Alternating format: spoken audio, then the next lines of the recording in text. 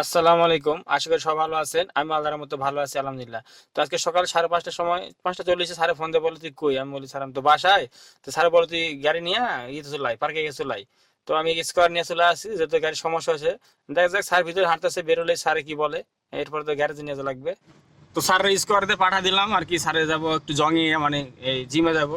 তো এই গাড়ি কাঁপতেছে, কয়েলের সমস্যা হয়েছে আমার জানার মতো বেশিরভাগই। তো যাই এখন গ্যারেজে নিয়ে আস্তে আস্তে নিয়ে যাই, দেখা যাক। গ্যারেজের সামনে এরকম ভাঙাচুরা একটা গাড়ি থাকে। গ্যারেজ হচ্ছে ভিতরে, কিন্তু বাইরে একটা ভাঙাচুরা গাড়ি রেখে দিচ্ছে। এটা হলো গ্যারেজের গেট। যাই হোক, ওস্তাদের ফোন দিয়েছে, ওস্তাদ আসুক, আসার পর দেখি কি বলে। আর এরকম একটা সিগন্যাল দেখা দিচ্ছে, যে সিগন্যালটা কি কারণে দেখা দিচ্ছে সেটা হয়তো ওস্তাদ আসলে বলতে পারবো। তো যাই হোক, ওস্তাদে আসবো এখন। তো ওস্তাদের দেখলো, দেখে বললো যে কয়েল প্লাগ এটা বদলাতে হবে, না বদলালে এই গাড়ি চালানো যাবো না। তো কি করবো আর, স্যারের ফোন দিলাম, স্যার বলে বদলাতে বললে বদলানো লাগবো। তো অবশেষে সবকিছু বদলানোর করবো, সবকিছু বদলেই নিয়ে যাবো আর কি।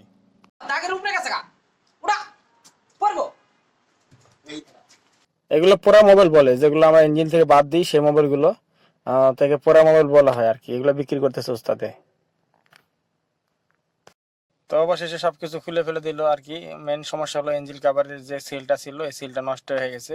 এই সিলটা নষ্ট হওয়ার কারণে আমার এই কয়েল ফ্লাগ এটা নষ্ট হয়ে গেছে, কয়েল নষ্ট হয়ে গেছে একটা, আর ফ্লাগ চারটা নষ্ট হয়ে গেছে। তো এগুলো পরিবর্তন করে নিয়ে নিলাম আর কি। যাই হোক, বাসায় চলে আসলাম অবশেষে। আর ইঞ্জিনের মাথাও গরম হয়ে গেছে, আমার মাথাও গরম হয়ে গেছে, তাই ইঞ্জিনে একটু পানি দিয়ে দিলাম। আর এই রেডিওতে একটু পানি দিয়ে দিলাম ভালো করে।